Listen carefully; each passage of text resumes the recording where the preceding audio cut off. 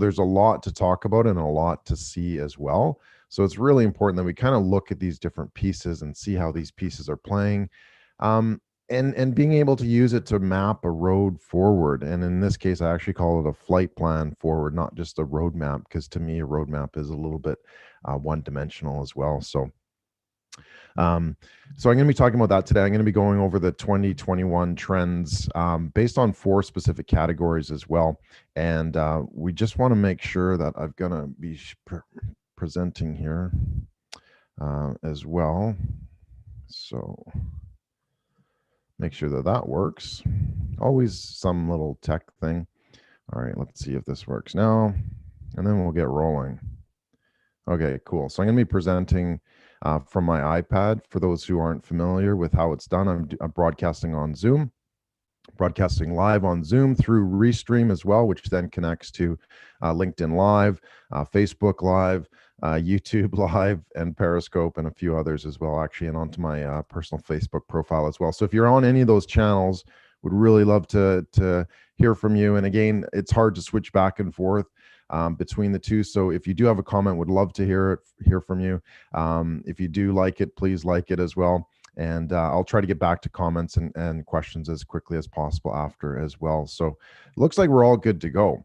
We've got the tech lined up, and honestly, that's the biggest challenge usually. It's being able to enable this technology.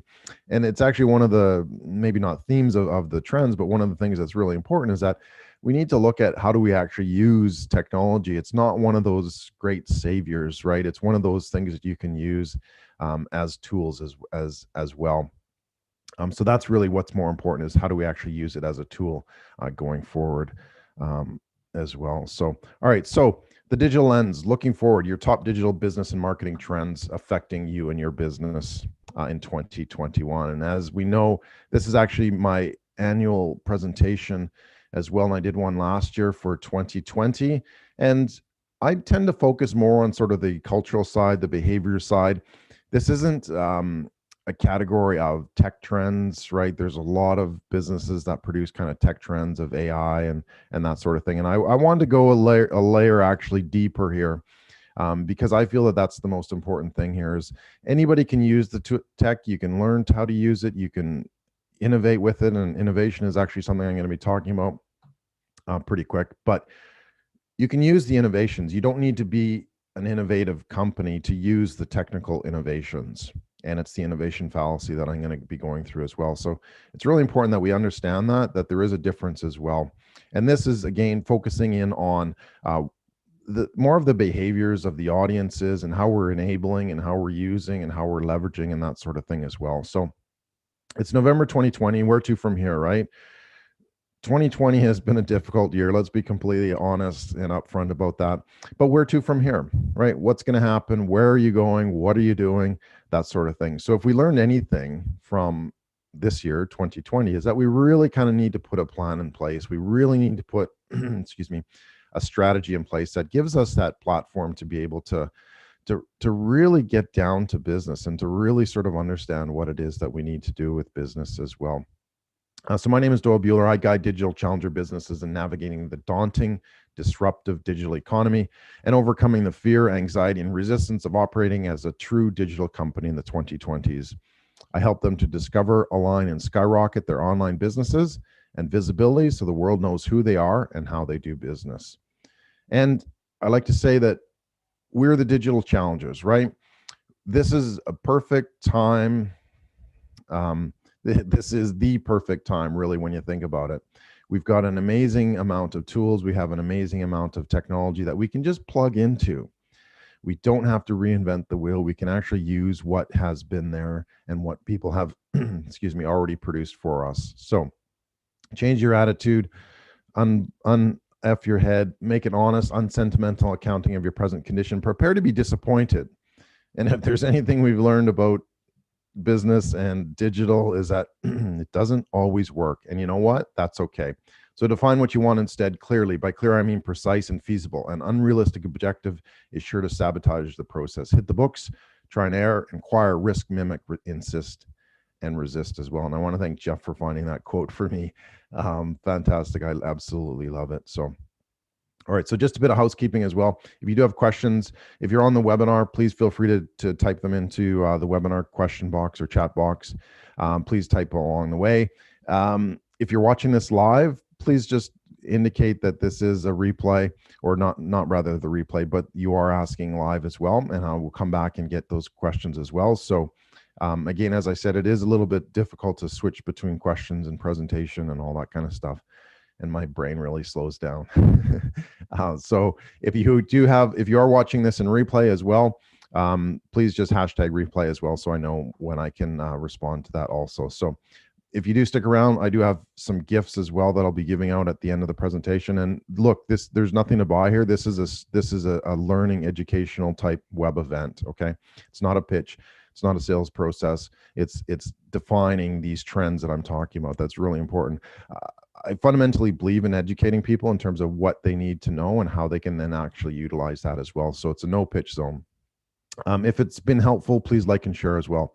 And if you did want to check out some other additional resources as well, I have what I call my digital expedition resources. So go to bit.ly /digital expedition resources and make sure I seem to have, I can still move, but my pen's not working.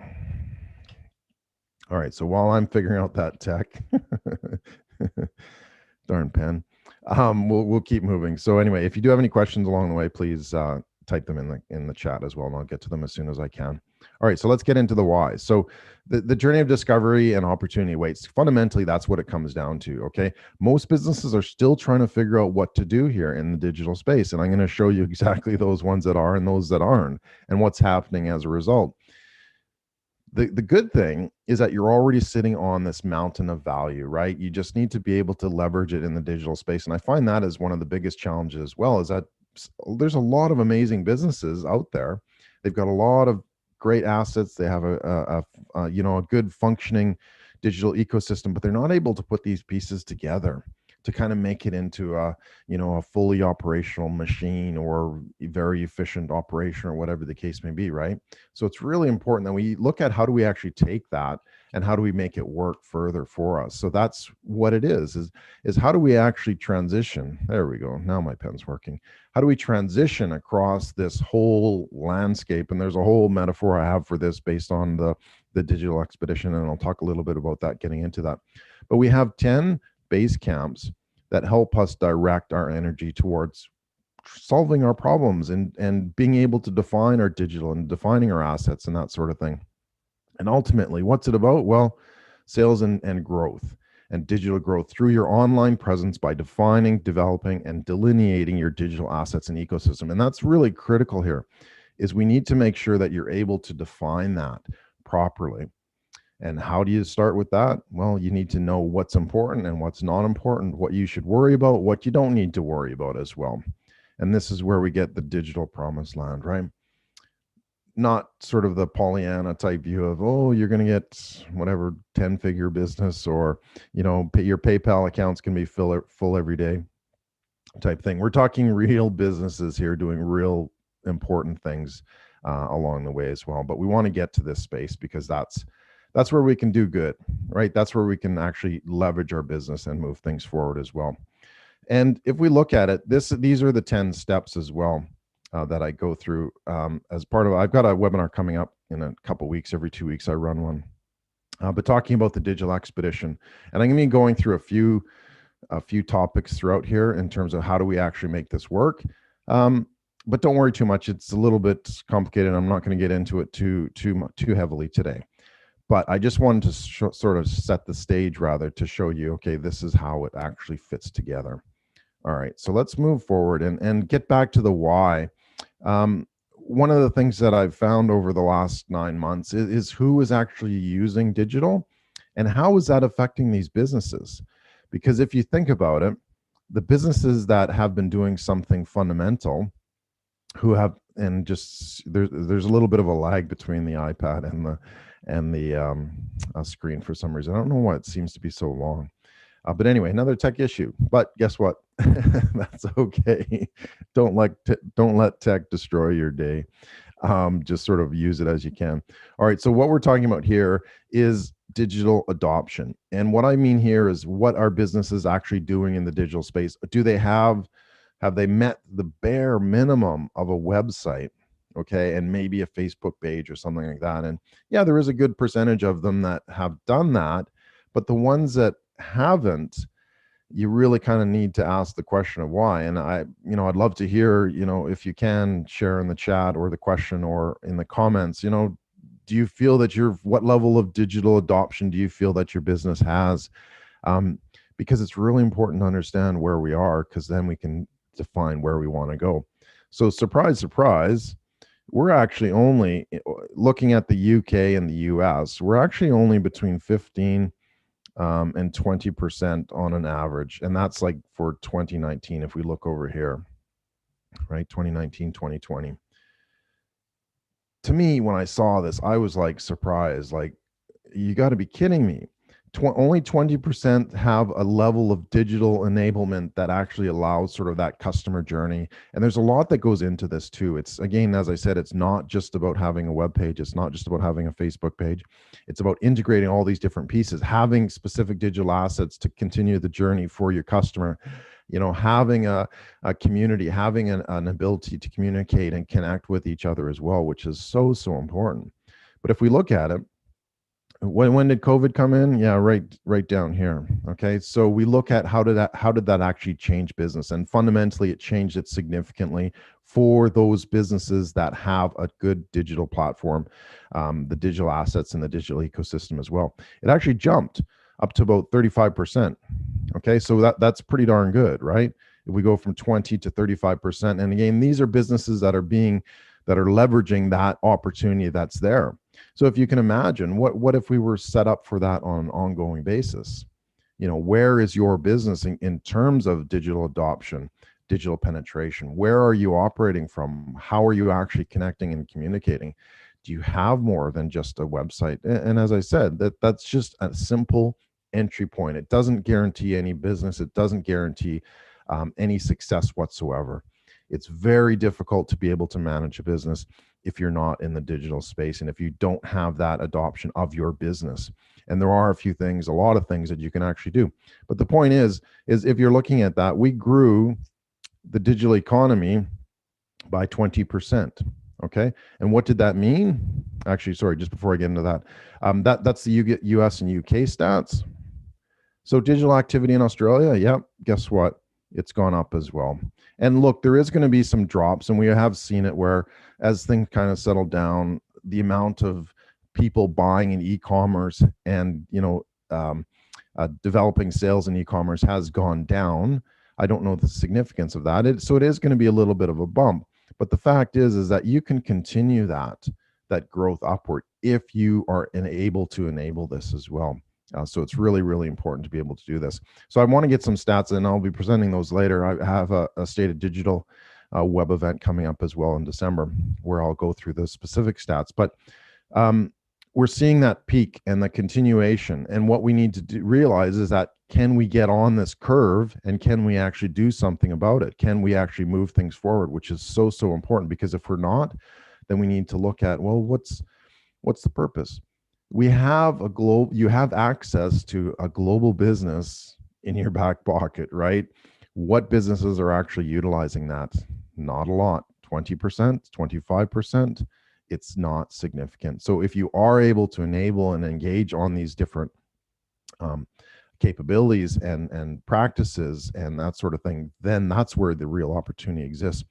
And I want to quickly talk about the innovation fallacy. A lot of us feel that innovation means that you're inventing new things, and that if you're not an innovative company, then you might as well not exist. And don't get me wrong, not everybody says that, but there is this fallacy that you have to be innovative company to actually utilize that technology. If you look at Australia, the innovation capability of this country or other countries around the world, we're kind of measuring businesses with the wrong stick, I would actually say, because it's more important that us as small businesses, as corporate businesses, as whatever solopreneurs, doesn't really matter what kind of business you have, we need to be able to enable and engage that the tools of innovation. Okay. So we don't need to invent them. We don't need to completely innovate our industry. We need to be able to take those tools and apply them to our specific business. And to me, that's the most important part, is that how do you actually apply those innovations? How do you apply those technologies towards this? How do you apply something as simple as Zoom, right? Or other video conferencing type facilities to be able to build an experience, to be able to connect and engage with your audience as well.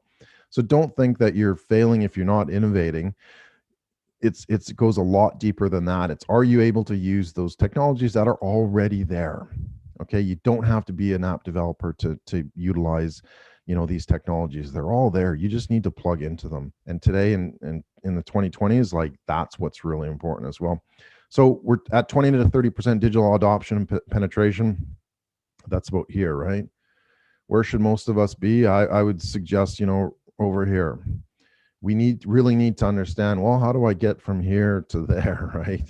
And the digital expedition is one of those ways. There's a lot of different things you can be able to do. But if we're still sitting here, right? And again, I'd love to hear, if you're watching, if you're in the replay, like, where do you feel that your business is? Because I would love to get sort of a feel for that sort of thing, from 1 to 100. Where do you think your business fits right now? And where should you be as well? Because that's what's going to be important. So can we bridge this gap? Absolutely, right? We need to be able to enable that that capability also throughout that. And as I said, the businesses that engaged properly saw an amazing opportunity. Okay, can you imagine 5 years of growth in 3 months? So that graph that I just showed you, that's based on this point here, and it looks really small, this little snaggle tooth at the end, right? And again, just for clarity, this is the US retail sales. But this is a trend that we're seeing throughout the digital e-commerce world as well, is that small little snaggle tooth, that actually means 5 years of growth in 3 months. Okay, so if you see that growth, guess what? Where's that happening? That's happening along the e-commerce, or rather online world. And again, it doesn't necessarily mean e-commerce. So I know there's a lot of service-based businesses. Guess what? There's massive opportunities as well. You don't necessarily have to have a store or sell something specific like a can of beans or some shoes or whatever the case may be, to be able to leverage this as well. And that's really important. Okay, so this works for both service-based and sort of e-commerce online retail as well. But what could you do with 5 years of growth in 3 months? Like, those businesses that were there, they either shifted, they either pivoted, they actually or changed their direction, or they just were already ready. Like, let's be honest, some of those, the digital adoption was about 20%. So those were the ones that were seeing it. Then the ones that were able to recognize and go, hey, wait a sec, we need to be in this market. We need to be able to shift how we're relating and communicating with our audience. That's critical. And those are the ones that are seeing that active growth as well. So the world is shifting, right? We've previously been focusing on how many clicks we get, right? But we need to shift our thinking to making all of these clicks count. Okay. And without that, you're just wasting your time, you're just wasting your money, you're just wasting your resources as well. So we have to be smarter about digital. It's not easy, it's a very difficult process. And I liken it again to having like an expedition, because we need to be able to think ahead. We need to be able to understand what are these pieces that we need to be able to help us go forward. Okay, and to help us grow or maintain or sustain or whatever case it is with your business as well. So we need to make sure that we're doing that, and we've got a toolkit. We have the resources. We have everything that we need. And yes, things are going to change along the way, but at least if we have sort of the main understanding, then we're able to detail that out as well. So these are what I call the glaciers in terms of trends for the 2020s and beyond. So again, we're not talking about the tech trends. You can find a lot of information about that, AI and automation and, this type of capability, or, Zoom, what goes beyond Zoom type thing. Fundamentally comes down to communication. So I wanted to peel off another layer and say, these are the things that are a little bit more deeper. They're not necessarily tied directly to technology as well. But the point is that trends don't really care if you don't know about them or if you don't see them. They're still there, and they'll continue to sculpt the economic landscape as your business goes through that. All right, so I've broken it down into four specific categories as well. The first one, the rising digital experience, creating remarkable experiences worth remembering. Some do, some don't. Signals from near and far, and data. So, what is your audience telling you, and even more importantly, not telling you? And then from zero trust online. We've seen this specifically online where there's zero trust, and we need to be able to overcome that. We need to be able to understand how to put that in place and how to actually change from that going forward as well. And then I call pathways to positive. So, what's opening up to allow you to connect and engage further and to create this lasting journey? And journey means being able to guide your customer, your audience along that pathway that moves them forward, because ultimately that's what your business is for. It's to service your customer, your audience, to what they want to achieve, and how you're going to transform what they're doing by what you're doing. And by being able to do that, that is where we can actually create the pathways to being able to put it together for our business. All right, so the digital experience can be broken down into a couple key segments. um, Remarkable, number one, remarkable digital experience. So this is like festivals. I'm going to be talking about Disney rather versus Cirque du Soleil, sports broadcasting for live, and creating that true engagement type thing. Entertaining, don't be boring. We've heard a lot about Zoom fatigue. And why do you think that is? It's because, I mean, and I'll be honest, this is a talking head show, right? But we need to engage, and we've created some amazing events that pull from all sort of that sensory perception of everything that we do and we know. And guess what? It's done on Zoom. Zoom is just the channel. Zoom is just the way that it's carried. But if we look at how we're able to produce that moving forward, um, the future of events is digital. Let's be perfectly honest. But we're not talking virtual events. We're talking digital events. And these are what I call the digital festivals as well. Why do you go to a festival? Because it's entertaining, it's exciting. You're kind of using different parts of your bodies and your brains, and that sort of thing, and the senses, and all that, and the tastes and everything that's there. We need to be able to create those experiences for what we're providing, what we're delivering online. And I don't mean everything needs to be a circus either, right? Like, let's be completely honest. But it needs to be, you need to up the levels of being entertaining, being fun. And when we're talking about, bringing in comedians or bringing in artists and bringing in these musicians that can actually help create those um, new experiences in that digital space. And we really need to embrace this, because this is where we are headed. Okay. And COVID in 2020 may have forced a lot of people into this. And yes, some are going to be jumping off the wagon as things go back to normal, which is fine. But can you imagine the opportunity that you would have in front of you for being able to continue that? Okay. And yes, physical on location events are important. Don't get me wrong. But what if you could actually expand that capability to be able to offer the digital events around the world? You've immediately, increased your audience and your reach immediately. And so it's simply a matter of how do you actually use these tools to be able to enable that? How do you actually create the festivals? And then finally, number three, scaling, enabling through digital. So hosting full scale events for millions from your workspace or your basement. Okay. And this is what I've said before about your global audience. You can work as a local business. Don't get me wrong. You can, work within your 10-kilometer radius of, your typical customer base or whatever. But, what if you're able to actually have that global audience? And you can. And then there's unfortunately so many stories as well that have come out of this period that people are just kind of just sitting and going, oh, I'm just going to sit this one out type thing. And when you think about it, and some of them are quite honestly famous musicians, which has just struck me as completely odd. It's like they're very disappointed that they can't have their global tour, so they're just kind of sitting back and maybe recording a few songs and that sort of thing, which is great. But then you have these other musicians, these other entertainers that are embracing this, right? They see that, hey, this is a tremendous opportunity for them to be able to do that. And maybe it's again back to the why companies may not be doing this as well. And we look at five, I think it's what 60% of companies don't make it past year five. The challenge, doing this, right? The challenge is being able to put these pieces in place as well. So could we actually change that trend itself by, giving companies the opportunity to say, hey, this is how you actually do it, this is how you succeed, this is how you scale in digital.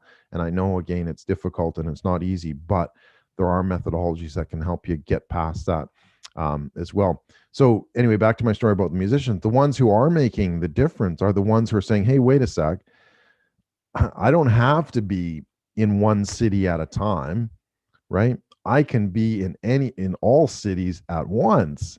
And when you look at the scale of that, so instead of doing a show, as a musician, you might do small bars or big concerts or coliseums or concert halls or whatever. But what if you could do all of those simultaneously to your audience? And again, the ones that are making a difference are the ones that are going, oh yeah, like tell me about it. I can actually create for 1 hour concert, I can connect with everybody around the world.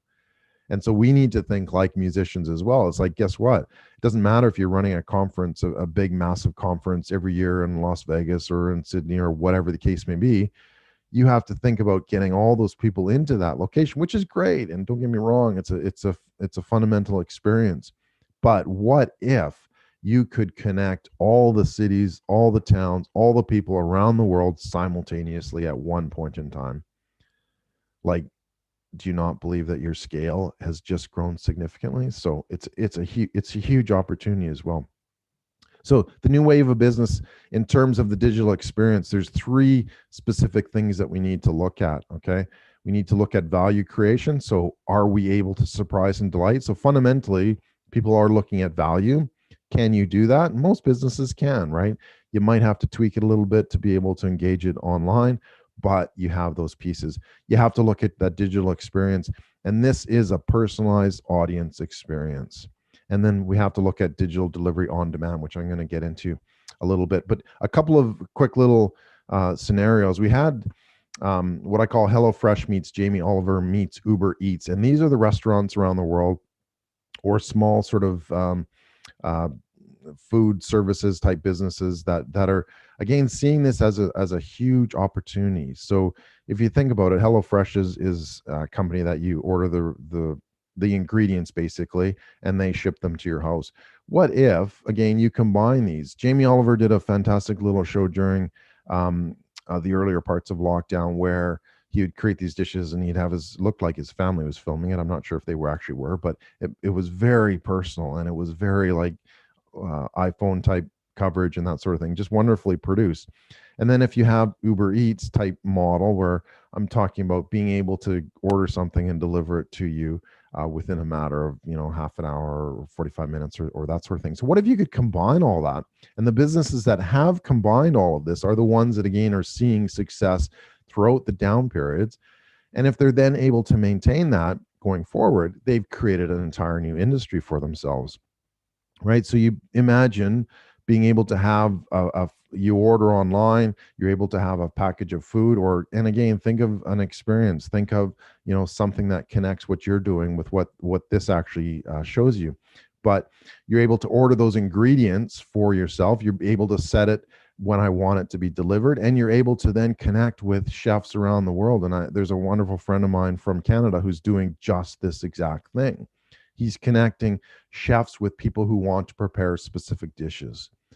So if you're a restaurant, guess what? You just moved out of your kitchen, right? And you've moved around the world like in an instant. And when you think of the magnitude of what you can actually do with that, so people can order food from you, they can then get that food delivered to them directly at a specific time and place. And then you, I'm not saying we're all Jamie Oliver in the kitchen, I certainly are not, but then you are able to cook for them. And by cook, I'm meaning the metaphor of you're able to prepare. And this can be a service-based business as well, sending ingredients, sending specific items, sending specific products as well, coordinating with it at a specific time and place, and then coordinating it again with being the chef. Okay, being the what I call a digital leader and being able to move that forward, so that you're creating an experience, you're creating an event. And yes, that other person might be next door or around the world, but they're sharing in that experience. which is fantastic. So look at how you can actually align those three.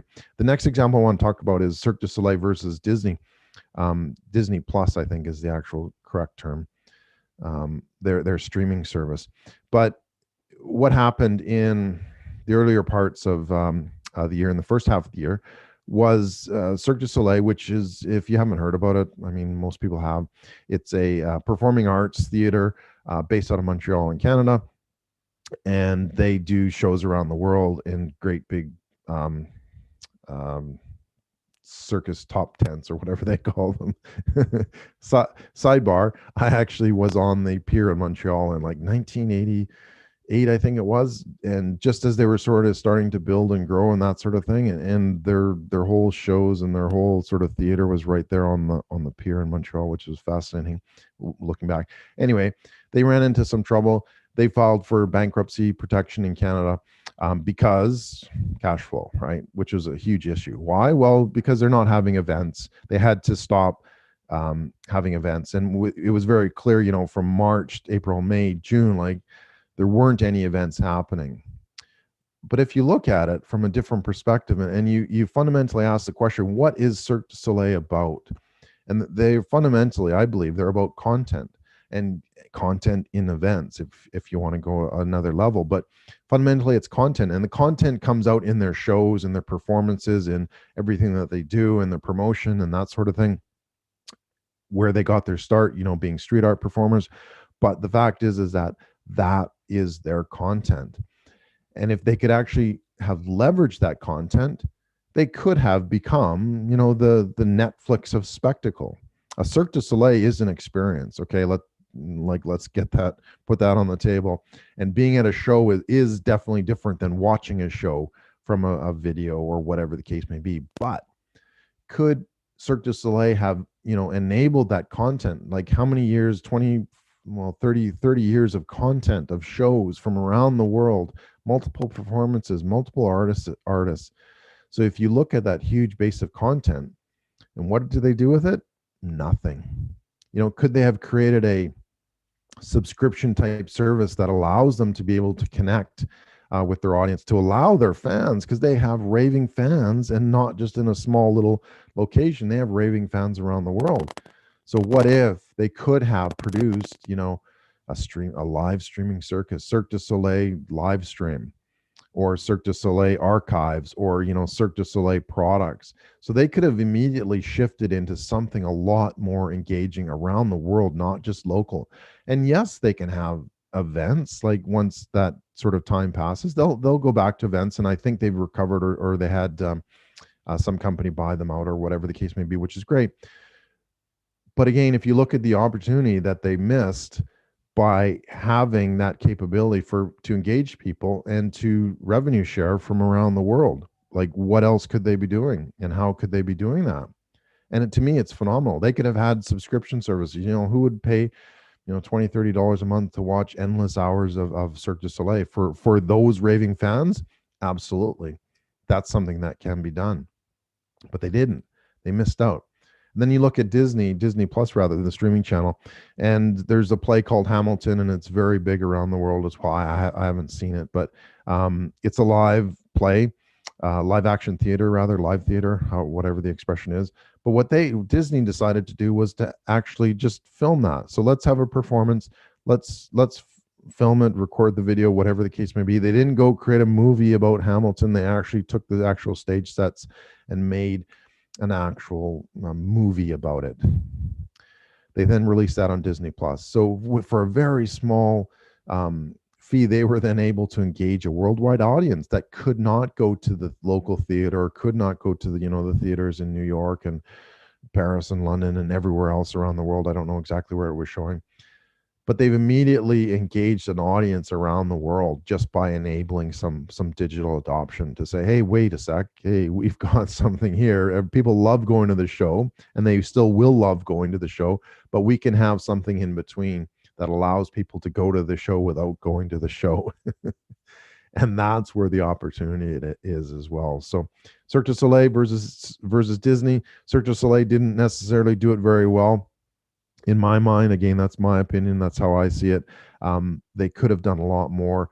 They could have sold products. You go to a show and you buy that merchandise. They could have sold more of that. They could have created a whole new streaming service for performing arts, spectacle, the Netflix of spectacle. So how do you create alignment with these three? And that's really important, is being able to understand what those actually mean and how you can put those together. So creating the digital experience, what pieces do you need of, a HelloFresh model? Okay, what do you need? The product, what do you need? The personality, that can be you, that can be a business, that can be, something else. And how do you create that sort of on demand delivery process that can be used as well throughout this? So exciting times. All right, so moving on to the second category, signals and data. And this is something that a lot of businesses miss. We hear a lot about big data and AI and machine learning and that sort of thing. But for a small business, that doesn't really make a lot of sense, because we don't know how to actually use it. We don't know, well, what do you mean by data and how do I actually use it?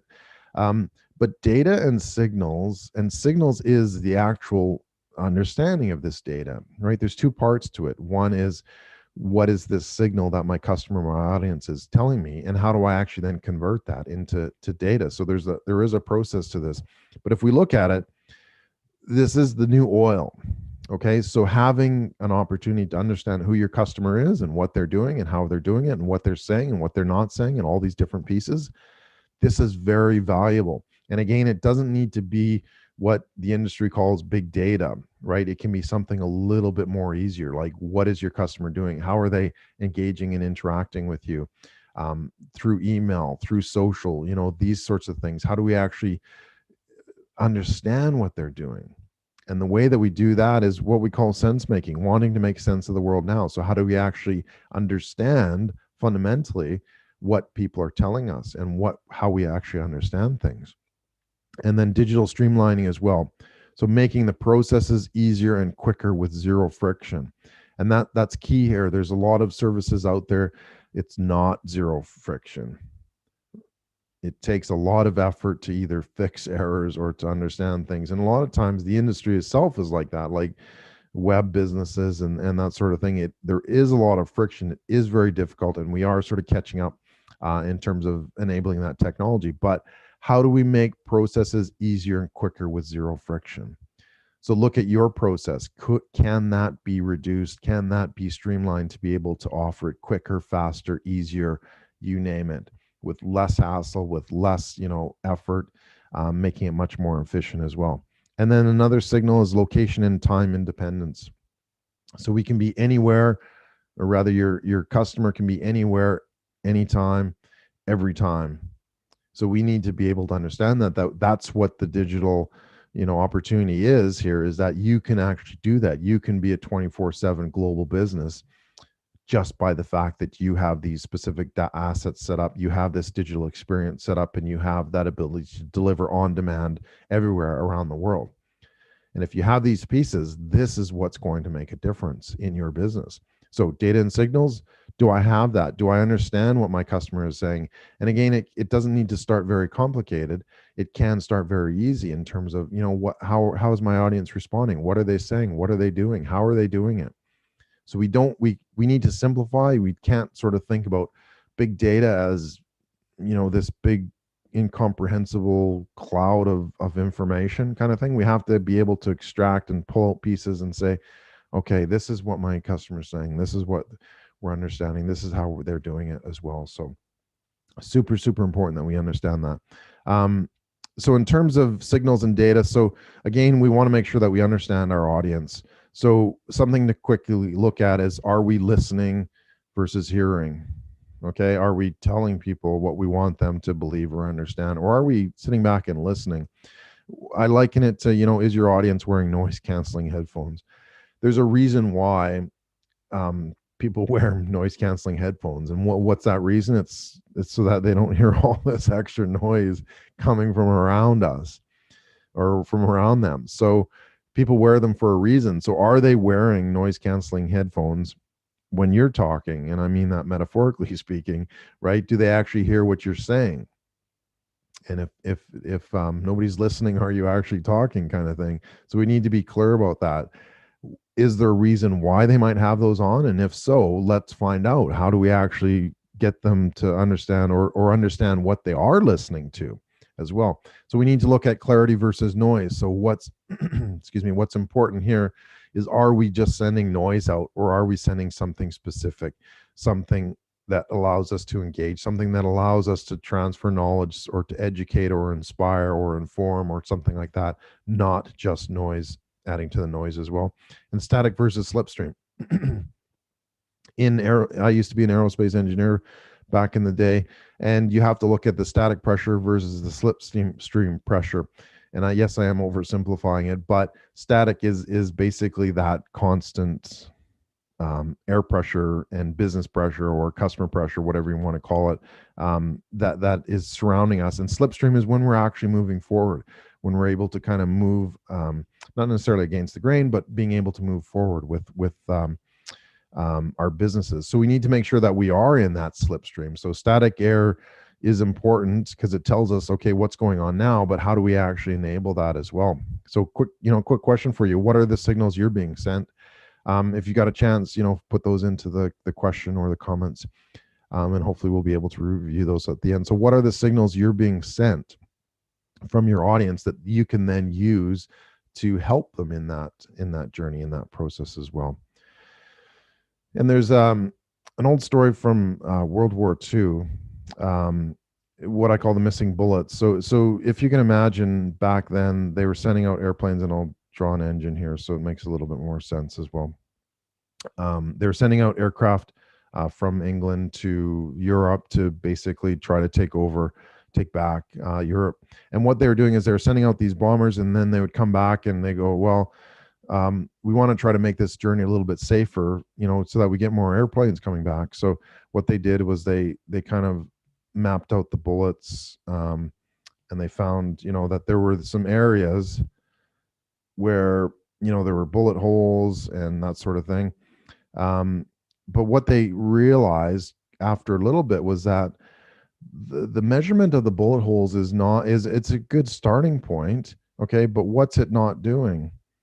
It's not actually measuring the planes that didn't come back. So it was measuring the what was happening to the planes that were able to come back, which means they survived, but they weren't able to see what was happening to the planes that didn't come back. So there's a huge gap here. And if you look at that gap was actually here. What's that? That's the pilot. What's here?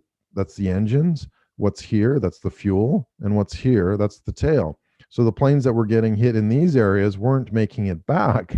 So what they were actually doing was they were measuring, not necessarily the direct measurement that actually helped them with that problem. They were looking at, okay, well, what do we do? Well, let's put, metal armor plating here on these airplanes and that sort of thing, and we'll help get a few more aircraft back. But the fact is that they actually missed the point.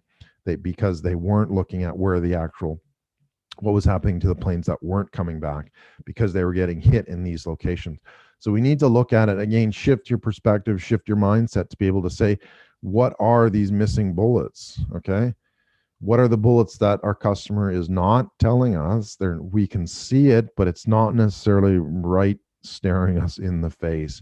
And we need to look at that, how we actually do that. So I'd love to hear, what are your missing bullets, strategies and insights that, it's not necessarily common knowledge, it's uncommon knowledge, but it's a way of understanding that signal to say, okay, this is how we can actually, as I said, wearing noise canceling headphones, this is how we can get inside of those headphones, is by seeing, okay, what are we missing here?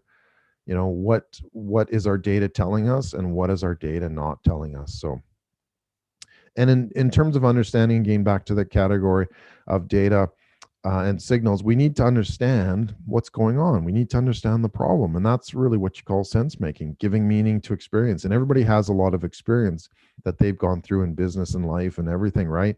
So we need to be able to understand that our customer is going through that exact same process. We need to be able to understand that we're moving them rather from an unpredictable world to a predictable world. And yes, we're sort of still in that boat ourselves, but can we move from chaos to complex to knowable to known. So sense making is an understanding as well. It's for us to understand, okay, what's really important here? What can I provide to my audience to help them know more, to help them know better, right? So, quick question, can you define and describe each step along the way? So what does chaos look like to you? What does being complex and unmanageable look like to you? What does being knowable and manageable look like to you? And what does being known and fixable? So every problem that you solve for your customer, you're providing those stepping stones going forward. So this is one of the ways that you can look into that whole idea of sense making, to make sense of everything, to make sense of your customer's journey from an unpredictable world to a predictable world as well. All right, so let's keep moving. Want to be able to wrap up on the hour, so we got a few more things to go through. So the third item is trust. All right. And what I'm talking about specifically is building a personalized digital journey. We've heard a lot about stories and, telling stories, and yes, those are absolutely important, but we have to kind of a story. What's the best way to describe it? A story is a story, but once you sort of convert it into a journey, you're creating an experience. And if you're creating it into a personalized journey, that is sort of the ultimate level of personalization, the ultimate level of trust, the ultimate level of an experience as well. So we need to move beyond. We have to have a story, but we have to convert that into a journey. And that's, for example, why I have the digital expedition, that big worksheet of the 10 steps. That's a journey. So there's a story behind that of creating a very strong, robust business, getting to a destination that's not going to be easy, and doing it in a methodical manner so we actually get there, which is comparable to planning out a trip or an opportunity or whatever the case may be. So it allows us to do that. So we need to look at that from a personalized digital journey basis. And how is that behavior based as well? What are we going to be showing? What are we going to be learning? What are we going to be teaching? What are we going to be demonstrating, and that sort of thing? And that's the personalized digital journey. The chief expedition officer. So this is what I call digital leadership as well. And fundamentally, we need to step up and say, look, I mean, that opportunity that I showed you of the 5 years of growth in 3 months, based on the changing, disruptive digital economy, and as a result of what's happened, but what the opportunity is going forward, we need to step up. And I'm not saying you need to be, the go-to digital guru, right? But you need to understand how these pieces fit together. And that's what I call digital leadership. It's understanding the assets that you need, how that ecosystem fits together, the journey that you're going to provide in the digital space as well. And can you do that as a chief expedition officer? Can you actually say, okay, this is the plan? If you look at expeditions from old, what do? They had, somebody actually organize that. And typically that journey today is a lot, well, the journey in the digital space is a lot more difficult because there are a lot more challenges. It's not obviously life-threatening and that sort of thing, but the planning is required. We can't just sort of wait for things to happen. The chief expedition officer has to actually fundamentally understand the problem and the challenge of getting to that summit, right? How do we get to that summit, and how do we get back again in one piece? And there's a lot of planning that needs to go on before you even start that journey. It's no different than, going on a trip or going on a business function or something like that. But we need to be able to understand that there's steps along this way that we need to be able to go through. And that's what the chief expedition officer does, is actually puts a methodology, a plan in place to say, this is what we can do moving forward. This is really, really important for our business to be able to achieve success as well. And then the last one is trust. It's not just about the exchange of data and money. Okay. It's not just making sure that you have an SSL certificate on your site for credit card transactions or personal data or whatever. It's not transactional based. We've got that. Like, again, we're not relying on technology here. We really are not. We're just enabling it. We're plugging it into certain pieces. And guess what? The pieces that aren't being plugged in with trust is the mindset part. Okay. It's really beyond the exchange of data and money. And if you're looking at trust based on a little seal of approval or that sort of thing, that's not the kind of trust that we really need to deliver to our audience as well. So we're in the age of zero trust. we're not going to trust you until you give us a damn good reason. Guess what? I say it many times, but you're at the click of a mouse. I can be anywhere around the world, and I can be at your competitors as well. Excuse me.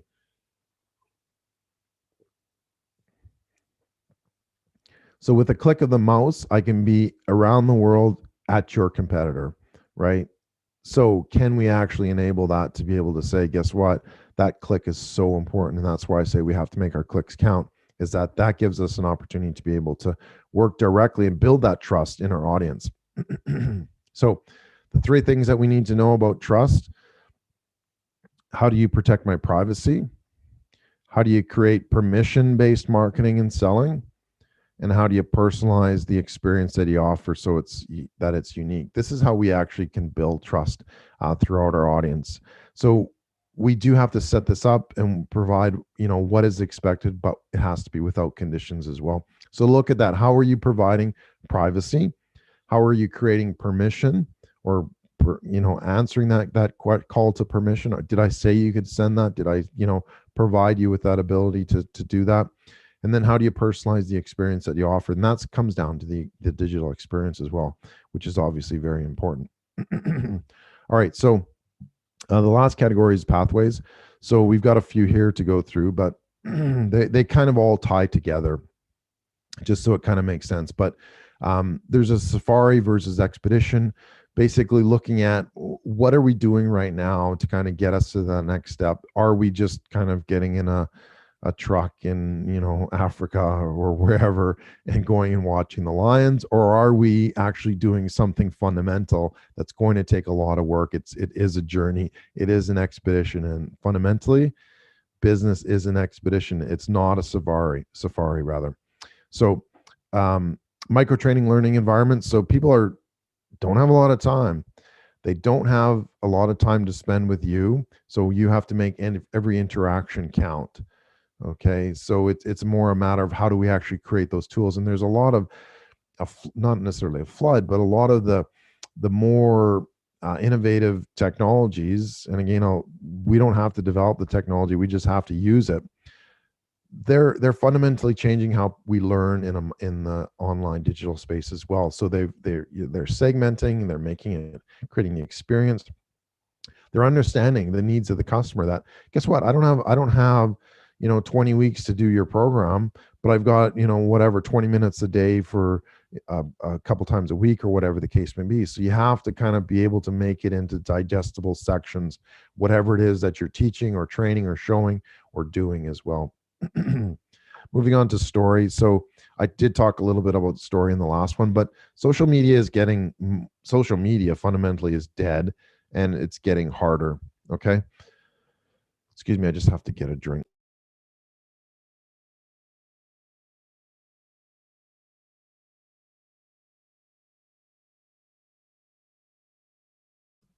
All right, let's try to keep going. It feels like I'm losing a little bit of my voice. I'm talking because I'm so excited.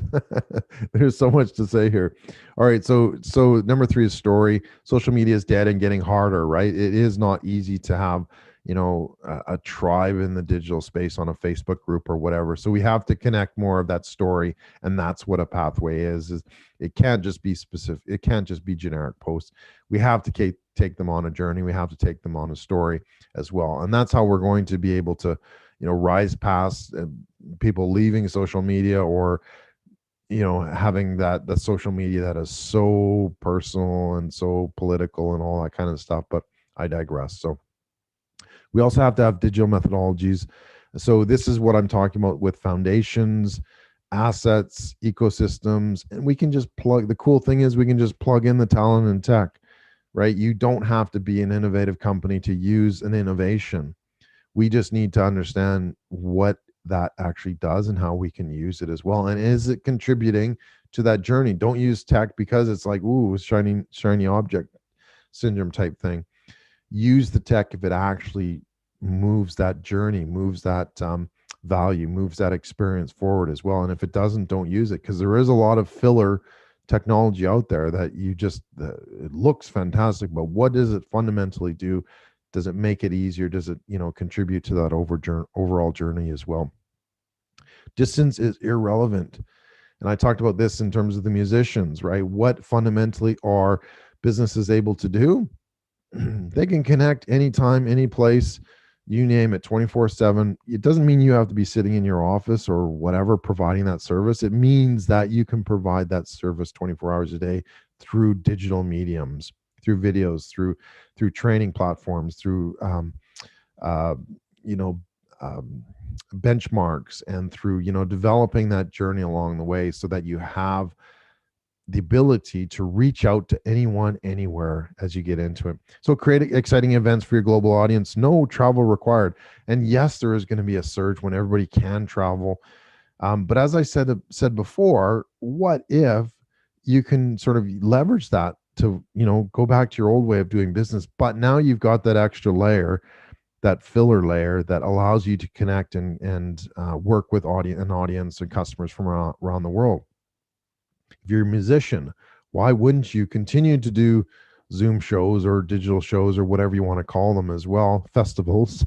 Um, why wouldn't you? Because you're able to connect to that audience around the world simultaneously. And to me, that's really important. So we can work outside of our typical local 10K bubble that most businesses work in, and we can do this effectively. All right, I talked a little bit about this, but on-demand digital delivery right now, businesses, and this is another frustrating point, but business, e-commerce in this case specifically, you can compete with Amazon right now. And perhaps it's not, having all the products in the world in one place, but guess what? You're a specialist in your niche, so you can actually sell your product. You don't need to be Amazon, but you can have the capabilities. You can have the click and collect. You can have the Uber delivery connected to your website right now. And perhaps you don't even need to be, I'll ask the question, you don't even need to be an e-commerce based retail, online e-commerce based business. You can be a service based business. You can have a click and collect for products around your service, right? That extra stuff like your book or whatever the case may be. You can provide that as a click and collect. You can provide that as an on-demand delivery anywhere in your neighborhood around the world. And the fascinating thing and the overlooked part, again, most of us are thinking in the weeds, is that, oh, I'm not Amazon, how am I ever going to compete? You can get these plugins for most WordPress sites or whatever the case may be, that you can engage that click and collect and Uber delivery immediately. Okay, or with let's be honest here, within a couple of hours. Okay, there is obviously some work involved, but can you do that on-demand digital delivery right now? Yes. You can be set up and running for Christmas, for whatever seasonal variations you have, but you can be doing that right now. And then the other thing that's another pathway that a lot of businesses are missing are fully completely subscription models, right? So regular products, regular shipping, no hassles. Again, I talked about reducing that friction side of things, and that's super important because that allows you to connect. I just want to use the end product I want, or end service. I want to be able to know that I can count on you. I can trust you. I can, you're going to deliver as well. And guess what? What does a subscription model mean? It means that you've got a committed customer as well. So those are the important things here, is to look at how do you actually enable this? Look at click and collect, look at, Uber type delivery services, look at subscription models, and guess what? You've engaged digital. You've increased your digital adoption by 20% just by having these capabilities as well. So it's fascinating stuff, right? In terms of a pathway, what's really important too is we need to understand how do these pieces fit together. And a lot of times you look at digital and it is a big kind of mess. It is sort of a big uncoiling this big blob of wire or garden hoses and that sort of thing. Is what I call the black wire. But we need to unwind that chaos. We need to pull that cable through. We need to pull that wire through as well and unwind it and that sort of thing. And I don't know, sometimes I may overthink things, but one of the ways that I've realized is that a way to unwind things is you actually need to transfer it into an extra dimension. So if you ever tried to wind up or unwind a wire or a hose or something like that, what do you need to do? You need to put a little put a little flip in it, right? Because what you're doing is you're extending it into 3 dimensions. Or if you're coiling it up, you're taking it from 2 dimensions and you're putting it into 3 because you're coiling it around a loop or whatever the case may be. The point is we need to be able to unwind this, and that's what we really have to think about, is we need to take it into an extra dimension as well. And this is pretty important because this allows us to say, okay, how do we unwind that? We need to look at our point of clarity. What is that? We need to look at our point of certainty, and we need to look at our point of competency. So if we can deliver those, if we can understand those, these are in fact your specific base camps that I talked about earlier to get you to that journey, right? To get you moving forward, so that you're not always second guessing yourself. You have a plan forward, you have a natural plan forward doing something like this. So the pathway to unwind it is looking at how do we actually unwinding the complexity, looking at how do we, what is our point of clarity, what is our point of certainty, and what is our point of competency. As I quickly talked about, what is the difference between a safari or expedition? Right, an expedition is a difficult task. It's a discovery. It's something that it's a journey. It's something that you need to go on to be able to get somewhere or accomplish something. Whereas a safari, what's that? That's basically going and watching, the zoo animals or whatever the case may be. So it's not that hard. An expedition is what we're doing every day in our business, right? And we need to understand, again, how do we prepare going there? Okay, how do we get up the summit? And guess what? Getting to the summit, that's not the ultimate goal here, right? Look at any of the expeditions from the past. Did they stop at the South Pole? Did they stop at the North Pole? No, they didn't. They kept going. They had to go back. And you still have to be prepared for that. And it doesn't mean that, a lot of the rah-rah is getting to the summit and, achieving great success, right? But guess what? That's only part of the journey. And if you look at technically, it's only half the journey. So getting to the summit, yes, absolutely important. But the expedition is a bit further than that. We have to get back to from where we came. So we have to look at that. Where we got to the South Pole, great. We're not going to stay there. We've achieved that. Let's keep moving. Let's go back. Maybe it's the same route back. Maybe it's a different route. But we need to say that we can move forward, and that's the key difference, right? The expedition is the big trend of the future in terms of how do we plan and prepare for what's coming, how do we get to where we want to go, and how do we keep moving after as well? Because if we're missing those pieces, we're missing an awful lot down the way. So what's easier, around the block or around the world? Just about ready to wrap up. So if you can hang on for a few more minutes, that'd be fantastic. So 100%, what is easier, around the block, around the world? Guess what? Around the world. I'll be completely honest. 100% commitment is easier than 90% commitment. We're at that point. We're at that 2% threshold that kind of moves you into a company that has that digital adoption above that statistical 20% and moves it forward as well. And can you imagine, like, if we had like an extra, let's say 10,000 companies in a country that were able to increase their digital adoption by 20%. Like, let's take a small step. It doesn't have to be 100%. You don't have to be at 100% of digital adoption, but can you get from 20% to 40%? Yes, that in itself is an expedition, and we need to look at that expedition as well. So can we get that 20%? I believe so. Oh, that's like those balloon letters, 20%. All right. So can we do that? Absolutely. So can you do that? Absolutely. But you do have to commit to that. Being able to adopt some of these trends, adopt some of the methodologies, adopt some of the ways that we do that going forward. So what to do next? Well, if you want to climb up that mountain, if you want to kind of get back to business as well after everything that's happened, we need to have a specific way of doing that. And this is what I call the digital challenge. So 3 simple steps. Where are we now? Where are you right now? So you're at the base of the summit looking up. Okay, you need to be prepared. You need to be ready before you navigate up that summit. You need to know what you're going to do, how you're going to do it as well. So where are you going? How will you get there? And then what teams, tools, and tactics do you need as well? So 3 simple steps that just kind of put it in perspective to say, this is what's important for this problem. This is how I'm going to actually be able to deal with it, and that sort of thing as well. So I want to close with a quick little story about timing and targeting. Actually, I do have another story after that.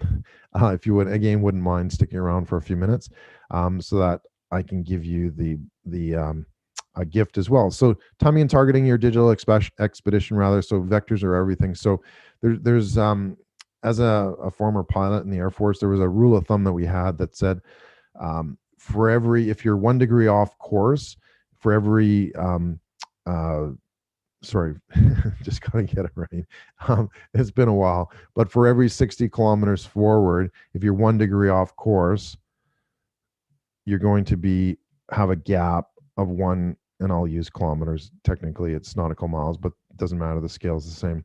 So if I go 60 kilometers forward, I'm 1 degree off. 1 degree, like let's be honest, that's not a lot. That's pretty much insignificant. I'll be one if I go 1 degree off course, I'm 1 kilometer off course, which is fine if you're going 60K in an airplane. You just kind of look off to the side and go, oh yeah, okay, there's the runway down there. I'll just do a quick little turn. Not a big deal. But if I'm going from Perth, right, to Sydney, guess what? I might land in New Zealand. Okay, I'm going to miss my goal. I'm going to miss my objective as well. So the point is that you need to be able to be on course. And how do you do that? Through this pathway method that I showed you as well. And the last thing is looking at, okay, we have seen a lot of negativity of the economy and COVID and everything else like that. But there's a simple way to look at this. Okay, we don't necessarily control the economy, but you can control sort of your response to that economy. And there's a point which is called an inflection point, which is basically if you have your curve going down, and an inflection point is basically a change in curve. So I can change that curve as well, just quickly to illustrate that. So you need to decide quickly what's important. When are you going to help to try to change that curve? Start today, wait for tomorrow, the day after tomorrow as well. But you need to look at, are you going to be doing something strategic, which is going to reinforce your success? Are you going to do something which is you're not sure, which kind of puts you in this path of, oh, I'll try this, I'll try that, we'll see what happens, that sort of thing? Or are you going to do nothing? What does doing nothing do? That just, wait and see kind of thing, that reinforces failure as well. So you need to look at that. When are you going to actually make a move here? Are you going to decide to do it now? Right? Start today. Do something strategic today. So reinforce that success. Am I going to wait for tomorrow, or I'm going to wait for the day after tomorrow? So every moment that you take to wait is a moment basically lost. And in the pilot and flying world, when you're taking off and putting full throttle and that sort of thing to get you off the runway, if you think about it, the trees at the end of the runway, they're very, very small when you're at the other end of the runway. Okay. But if you delay that takeoff longer and longer and longer, you reach that point, and everybody's familiar with this, where you have to take off, or you have to abort the landing, or rather the takeoff.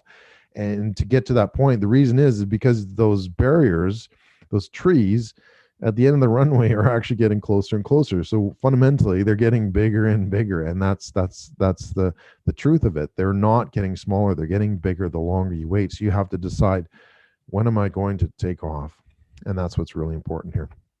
All right, so cool. Congratulations. You're now the new digital CEO, the Chief Expedition Officer, for listening and hopefully asking some questions. I'm going to get into those very quickly. But that's the important thing too, is that to understand that it does take a mind shift in terms of what you do, but how you think about things as well. And if we all call ourselves the Chief Expedition Officer, what does that mean? That means we're finding a new way. That means we're using the tools to be able to go on that journey, that business journey, that's going to get us to our point. And if you think about it too, like these expeditions, they didn't necessarily develop, all the latest tech and the greatest innovations and that sort of thing. They used what was there, and they assembled the team, and they had some strategies, they had some tactics that they wanted to be able to do, and they got going. And that's the key ingredient as well. So as I said, there's 3 steps for the digital challenge. Finding out where you are right now is one of the most important things.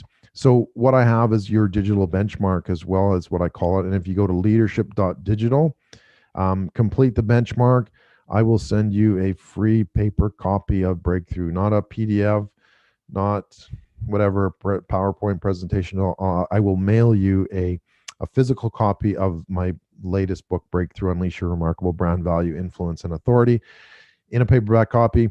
And I'll even send you a printed digital expedition worksheet as well. That those 10 steps, those 10 base camps, I'll send you a worksheet as well. So head on over to digital leadership, or sorry, leadership.digital, complete the benchmark. If you want to email me and said, hey, I did the benchmark, please do so. Doyle at dep.digital. You can find me on the socials pretty much anywhere at Doyle Bueller as well. All right, so helpful. Please like and share. Replay. Please leave a comment. Hashtag replay. Questions, if you have anything in the meantime, please give me a shout. Questions at Doyle at dep.digital as well. All right, so that's about it. I'm just going to shut down here. But final, go to leadership.digital. Complete the benchmark, and I'll send you a book. All right, so hopefully everything went well. Again, if you did find this of value, would love it if you shared it, if you told other people about this, or shared the link, or posted a comment or whatever. And I will shut off live now.